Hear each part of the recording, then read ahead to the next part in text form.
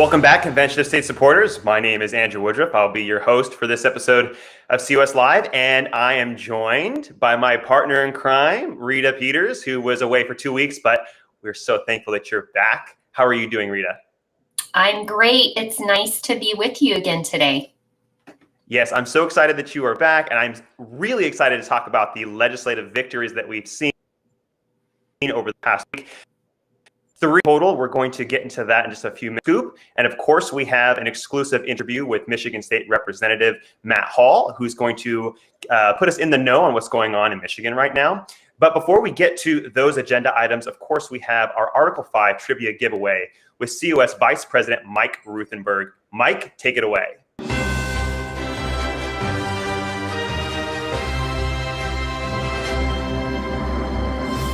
Well, hello, Andrew and Rita. It is great to be back. It is really good to be here on this broadcast. We are here to make sure that people understand what's happening with Convention of States, that we have a solution that is as big as the problem. And it's actually a solution. We're not just a bunch of talking heads that are talking about all the problems, that are talking about these things that maybe someday could happen or that's been tried for decades that just simply don't work to reduce the size, the scope, the jurisdiction of the federal government, that impose term limits, fiscal restraints on our federal government. None of that stuff has been happening, and we have the solution. And I'm excited to be here with the trivia question of the day. And it's a great question indeed, because it talks a lot about statesmanship. And statesmanship is really about taking the responsibility to do what's right for your country and to put your country ahead of yourself, which certainly many Americans aren't thinking that much about the nation. And more importantly, many of our elected officials aren't thinking that much of our nation. But I've got some goodies here I want to share with you that we're going to give away. Going to give away the pocket guide. This is what explains the Convention of States project. That's what explains the solution as big as the problem. There's 10 of those. And I've also got a fun cell phone wallet that you'll be able to put on the back of your cell phone, hold a few bucks or your identification. And if you are the one that answers this question, you'll win that prize today. I talked a little bit about statesmanship, and we had a true statesman that was a senior advisor for the Convention of States project. And he was with us for about 5 years. And unfortunately, he passed this past year in 2020. And we lost his incredible influence. And if you've been paying attention to what's going on with Convention of States, there's a very good chance you have the answer. There's a very good chance you've already put it into the chat right now, so you can win the prize for today. But in either case, you'd be privileged to know the work of this gentleman, who is a senior advisor to the Convention of States project. And that is our question. Who is that person? Can you name this individual? And I'll be back later in the show to share with you who it is. And in the meantime, enjoy today's broadcast. Thanks, Mike. Well, as I was saying at the open, we are seeing legislative victories right now. We saw 3 the last week. And we're not just seeing victories in the legislative department. We're also seeing victories in the media as well. So we have a video for you that shows some of the highlights over the last week where we hit some great success in the media. From Laurie, hello, Mr. Mike Huckabee. Please tell your viewers on the Convention of States 2021, is this something positive? Is it possible it'll have an effect? Thank you. Well, there's been some controversy, but personally, I think the Convention of the States, as it has been planned, can be one of the best things that happens. And here's why. Washington is in gridlock. If we ever want things like a balanced budget amendment or term limits, both of which I really believe would help this country, we'll never get it out of Congress. They will never vote to limit themselves to a certain number of terms, and they will never vote upon themselves to have to balance the budget like 49 of the 50 states have to do, and we're better off because they do. A Convention of the States would mean that there would be a process. It's in the Constitution, Article 5 of the Constitution, and it gives us the ability from a grassroots standpoint to actually make constitutional changes. Okay, so as we look forward during the Biden administration, it looks like, again, this is going to become more and more common that states are going to be the great defenders against federal predations. How does this tie into the possibility of a convention of states, given the fact that that Joe Biden and the rest of the Biden administration presumably are going to be violating the Constitution at every possible level? I think it puts our organization in the sweet spot. For 8 years, we've been building towards this, knowing that this moment was coming, which is really the imposition of fascism nationally. So we now have 5 million members all across the country looking to call a convention of states. The main purpose, take the power away from the federal government and give it back to the states. But in the interim, we've got an army out there in the field. We've got volunteers in every single state legislative district and congressional district. And this pushback has to come from the states and the people in the states. That's Mark Meckler. You can go check out what he's doing over at the Convention of States. So Rita, as the Senior Vice President of Legislative Affairs, can you just give your analysis on some of the headlines for COS in these last 3 victories that we saw? Sure. Well, the big news last week was really the Carolinas.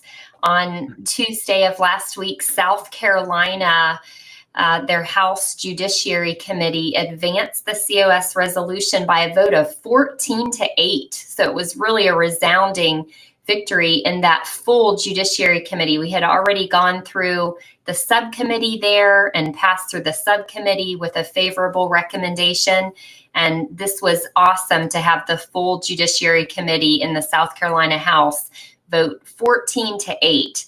So we advance now to the floor in South Carolina. So we are just waiting for that House floor vote to happen.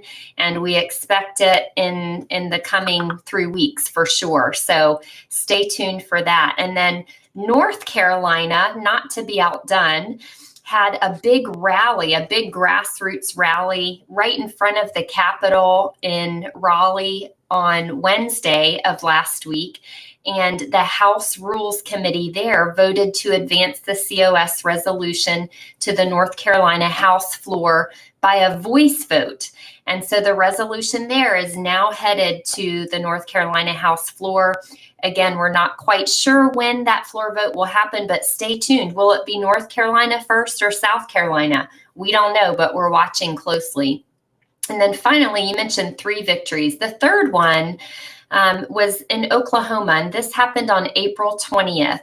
The Coburn resolution passed the House on a 62-26 vote, overwhelming vote.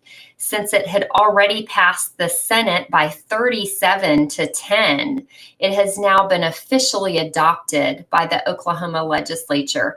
And this is really exciting. You may know Oklahoma is a past state. It was the 7th state in the union to adopt the Convention of States resolution back in 2016.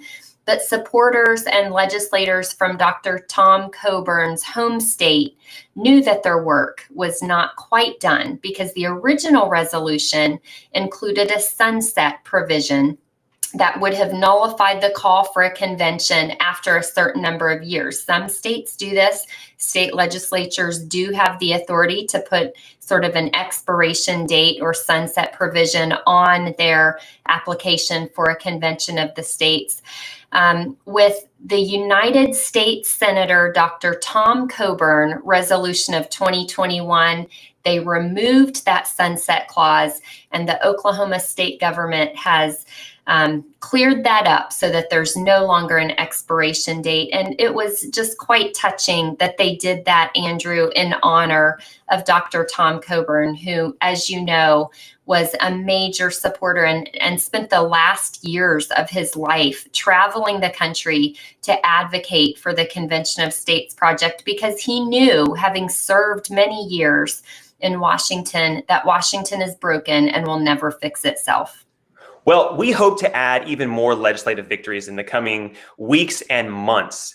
And one state that we are keeping a very close eye on is Michigan. And here to comment is the state representative from Michigan, Matt Hall, who is the lead sponsor for the Convention of States resolution. He's also the chairman of the Tax Committee. Representative Hall, thank you so much for joining us today. And how are you doing, sir? Hey, I'm doing well. Thanks for having me. Great. Well, I want to jump right into this very first question. We hear that Michigan is taking steps to introduce the COS resolution anytime, very soon. Would you be able to comment on when the COS resolution might be introduced? Yeah, so the resolution will be introduced today, the day we're filming this, which is Tuesday. So it'll be dropped today. It's going to be House Joint Resolution E. I've got 25 co-sponsors and myself, so that makes 26. We've got to get 56 votes to pass. We have 110 members in the Michigan House, so we've got our work cut out for us. I met with the grassroots organizers here in Michigan earlier this week. We've got strong grassroots support for this Convention of States effort, and we're working on precinct or captains for districts to make sure we have an organization in place to try to persuade the rest of these House Republicans to support this legislation. We've got 58 members of the House here in Michigan that are Republican.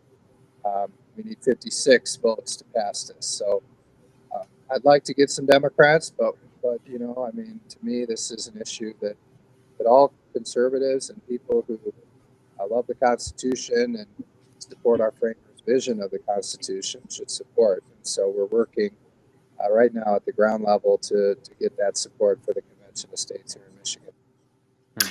Representative Hall, as you know, Convention of States is a grassroots organization nationwide, but our grassroots supporters really need champions like you in their state legislatures in order for the state legislature to pass the resolution applying for an Article 5 convention. So what is it that caused you to be moved to not just be a yes vote for Convention of States, but to actually be a champion for it in the Michigan House?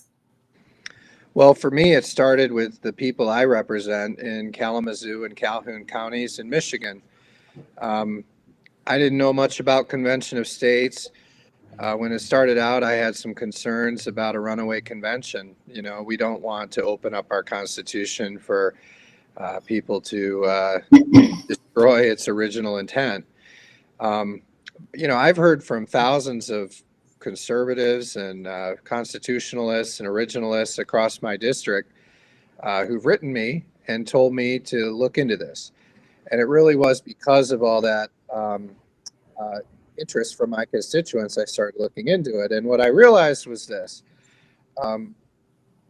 there could be, it's possible that there could be ramifications of going through this process. But what I would say is that it would be so much worse if we do nothing. I mean, if we do nothing, we know what's going to happen in terms of the growth of government, the spending of government, and how out of touch our federal politicians are with people. I mean, that's not going to get better.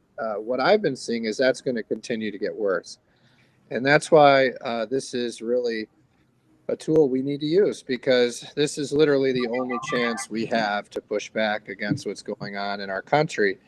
And then to just finish that thought, for me, what really changed to get to the point where I needed to sponsor this and lead this effort in Michigan was really with the election of Joe Biden.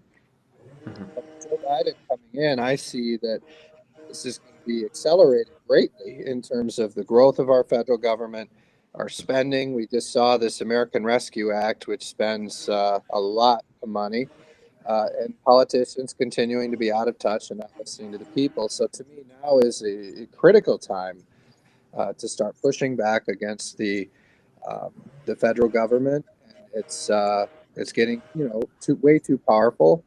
And to start that discussion about what our framers intended, what the proper role of the state governments are and the federal government, and to force that conversation again through a convention of states where we can propose amendments that would help limit the scope of the federal government, its power, and put on congressional term limits. And Representative Hall, you spoke just a moment ago about meeting with some of the COS volunteers in Michigan. And so I have two questions. One, how important are the volunteers to this movement and to getting the COS resolution passed? And two, is there something that you could say about the Michigan team? Yeah, I would say this is absolutely critical. I mean, people write me, I say, you got to get in touch with the Convention of States, their grassroots leaders, because I can talk to the politicians here in Lansing and I can explain it to them. But what I've seen so far in terms of, the 25 co-sponsors that I have gotten on this resolution, um, a lot of them were moved by their grassroots. They understood this was an important issue because they were hearing about it from the people of their communities. People were coming to their coffee hours in their districts and talking to them about it. That's really how they understood. And so that's why it's so important to have captains in all of these House districts who are helping to organize convention of state support, to forge relationships with their legislator. And that's really the only way that I think we can get the attention of the politicians and to, hey, listen to this. This is a real thing. It's through that that we're going to get it. So uh, I encourage them to be involved. I was really impressed with our leadership here in Michigan, our grassroots leaders. These are individuals who've been fighting this cause for many years. Uh, and the longer that they're fighting that cause, the bigger their movement is getting of volunteers and grassroots support. And I know they're coming here to the Capitol in Lansing in June, and they're going to do a big rally here to try to show the statewide grassroots support for this effort. And I'm excited to join them when they do that. If you're just joining us, we're speaking with Representative Matt Hall, our primary Convention of States resolution sponsor in the Michigan House. And Representative Hall, since we have you, I'd love you to speak to all the patriots who are watching right now and who are willing to get involved as you have encouraged them to do, and they want to make a difference for their country. What would you say to them about the best strategies for speaking to or contacting their legislators, how to be effective with that? Well, I do think it's important to work through the Convention of States. I know on your website you have a form they can fill out to communicate an email to their legislator. Number one, I mean, just the sheer force of those messages makes a difference. If you get 100 of these from your constituents, that really puts that in the top probably 1% of issues that you hear about as a state legislator. It really doesn't take that many communications on the same topic to get someone's attention. So I think that's important. I think looking for opportunities, like coffee hours that state legislators do in their districts and other opportunities to educate them on the issue is helpful too. To find those times where you can say, hey, I'm a conservative. I believe in a convention of states, and here's why. I've tried to provide some opportunities here to inform the legislators about the issue, but it's really, from what I've seen, more effective if it's coming from their local grassroots constituents. I mean, these are the people who put them in office, and it's important for the politicians to hear from you. So those are a couple ways that I found that can be very effective to communicate with your legislator. Mm-hmm. And Representative Hall, for the viewers who are tuning in right now, would you just be able to tell them who is Representative Matt Hall, and why did you decide that you wanted to run for office? Because unlike Congress, being in the state legislature is not always a full-time gig. So please share with the viewers maybe a little bit of your story and what inspired you to run. Yeah, well, I was a big supporter of President Trump. And we had a state representative who was a Republican in my district, which is the 63rd district. It's parts of Kalamazoo and Calhoun County in Michigan. We had a state rep, incumbent Republican, who was a never Trumper. And he was somebody who supported higher taxes and taking away our Second Amendment rights. He supported abortion. So he had a lot of views that I felt were out of line with my district, which is a constitutionalist, conservative district that was heavily in support of Trump. And so I was looking around trying to find somebody to run against this guy. And it takes a lot of courage to run against an incumbent. So I challenged him. I'm a constitutional attorney here in Michigan, and I used to work for the Attorney General here, Bill Schuette, in his office, and so um, I'd been involved in grassroots conservative causes for the last couple decades, and I just felt like it was the time to step up and to fight for our principles. And um, I was able to communicate my constitutional principles that I would stand for, my support at the time for President Trump, and I beat him by 30 points. And so that sent a message about the power, I think, of the grassroots of our constitutional principles in the work that President Trump was doing. So that's why I ran. I was successful. I've been focused on a lot of areas of oversight. My first couple of years in the legislature, holding Governor Whitmer's administration accountable to the people of Michigan. There are a lot of decisions she's made that are just infringing on our liberties and really cost a lot of people their livelihoods. So I've been working to hold her administration accountable, and now I chair the Tax Policy Committee, where I'm trying to find ways to give relief to all of these people who've been so negatively impacted by Governor Whitmer and her policies here in Michigan. Well, we are glad that you are there. Thanks for sharing that story. We're glad you're there to safeguard the liberties of the people of Michigan. Y'all definitely need that out there. We are a nonpartisan organization, but there does seem to be this increased sense of urgency about the Convention of States right now as we watch the new presidential administration on this path to increasing the size of the federal government faster than ever before, and even to remake the court system. So do you personally feel that sense of urgency, and are you personally concerned about the trajectory that America's on right now? Yeah, absolutely. I'm concerned, and for me, that's why I got involved as the lead sponsor when I did, is because for me, when I saw Joe Biden come into office with this group of members of Congress who don't seem to have any concern at all for the amount of money they're spending. They're looking at ways to expand their power. As chair of the tax committee, I'm dealing with this new language they put in this American Rescue Act that suggests that I can't cut taxes in Michigan if we accept this federal money.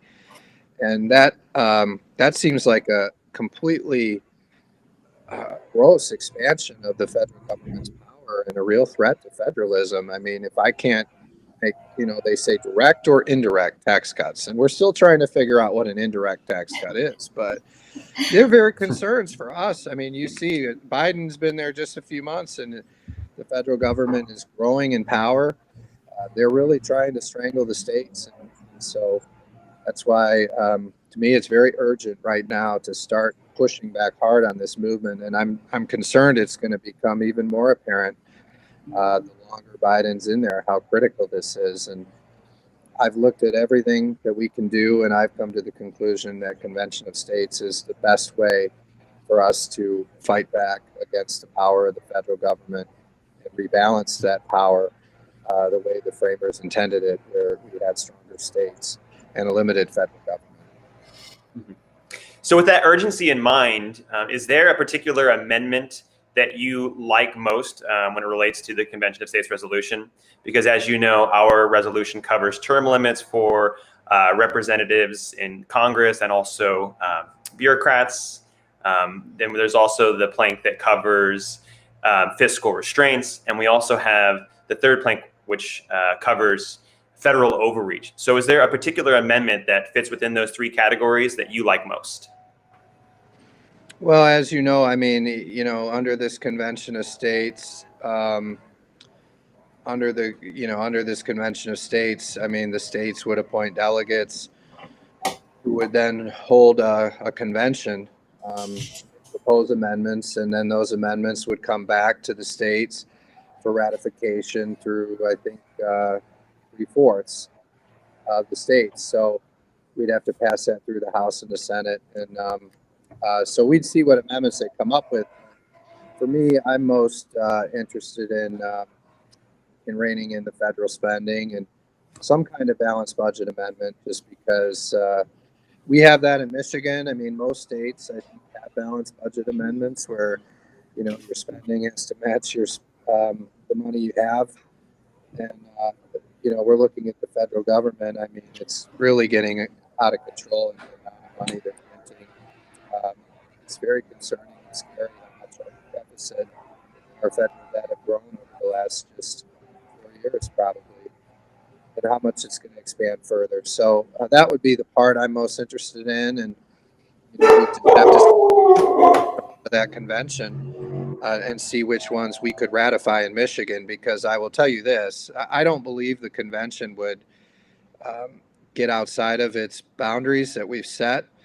But if for some reason it did, there's no way we would ratify amendments in Michigan, 3/4 of the states that don't fit into the scope of this. And that's why I'm really interested to see what this convention would come up with to balance our federal budget. Most people know that the president and Congress swear an oath to defend the Constitution, but it's interesting that state legislators also take that oath.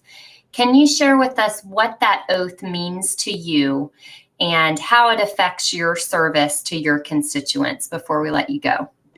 For me, you're right. We do take an oath each term before we begin our term in office. And it's important oath to uphold our Constitution. And so that's what I'm trying to do here. And, as a state and a state legislator, a lot of my hands are tied about the things the federal government are doing.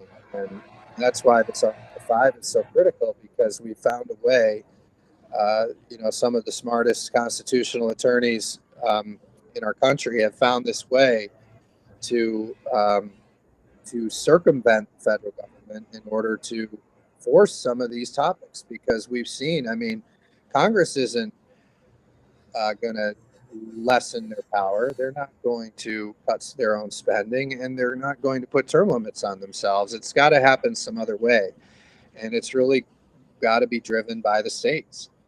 And that's what this attempts to do. And I'm fully committed to working hard to get the votes here in Michigan, to get it through the House, get it over to the Senate, pass it there too, and be the next state to enter into this convention of states to really transform our country back to what our framers intended. Well said. Thank you so much, Representative Hall. We appreciate all the time that you give us, and we anxiously are looking forward to the COS resolution working its way through the Michigan State Legislature. And please, we hope you will come back once Michigan does indeed pass the COS resolution. Yeah, I'm happy to stay in touch with you, and thanks for having me today. Thank you. Thanks. Okay, we are going to transition to Mike with the answer for the Article 5 trivia giveaway.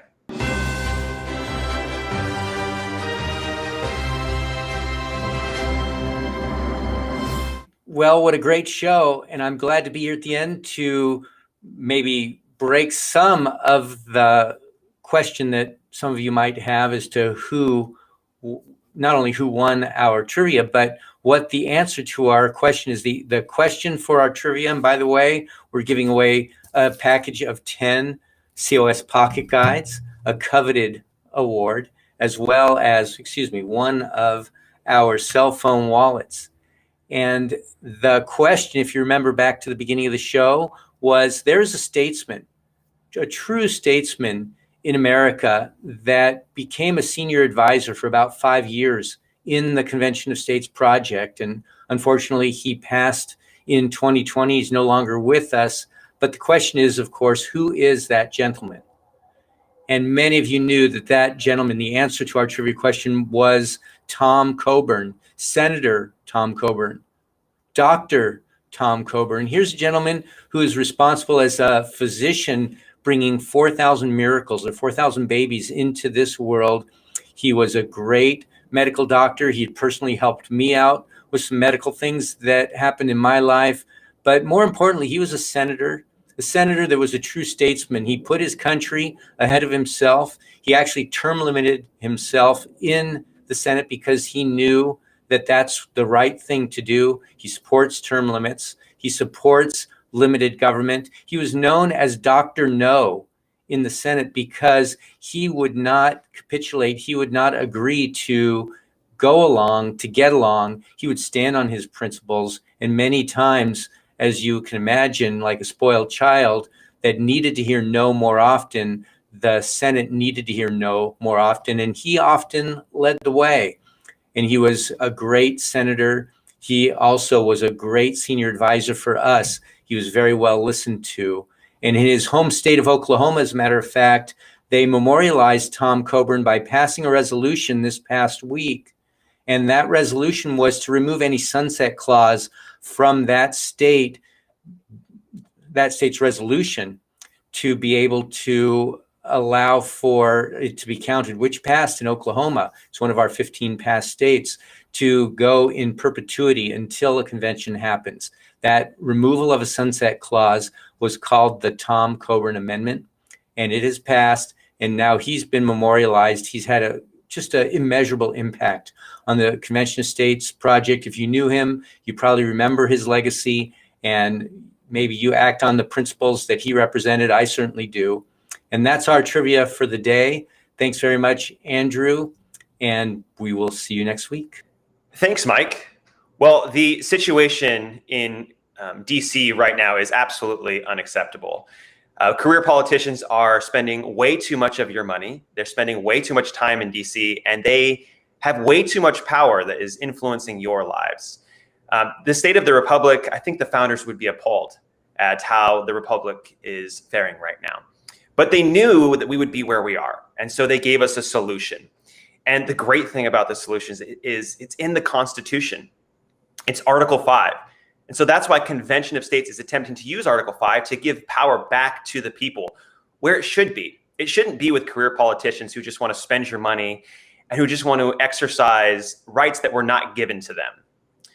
So the solution needs you. And we are well on our way. We have 15 states who have passed the COS resolution. 34 is that magic number. Once we get to 34, we'll be able to send the career politicians packing. We'll be able to force DC to spend your money wisely. And we'll also be able to put restraints on federal overreach. But like I said, we need you in this movement. This is coming from the people. So go to www.conventionofstates.com, sign the petition, and then share the petition. And after that, go to the take action portion of the page. Get involved in one of your local teams. Become a local leader and forward the cause of this movement so that we can change DC forever. And don't forget to follow us on all those social media platforms: Rumble, MeWe, YouTube, Facebook, Twitter, Parler, and Instagram. We're there. Make sure to follow us. Also, we have new American-made apparel at conventionofstates.com/store. Go and check it out. I think you'll find something you like. Also, check out the Battle Cry with COS President Mark Meckler. That's Sunday nights at 8:00 p.m. Eastern Time. And we'll see you back here next Tuesday at 6 p.m. Eastern Time for another edition of COS Live. And now it's time for us to get back to work because we have a country to save. And remember, if you're looking for the person who's going to restore the Republic, look in a mirror.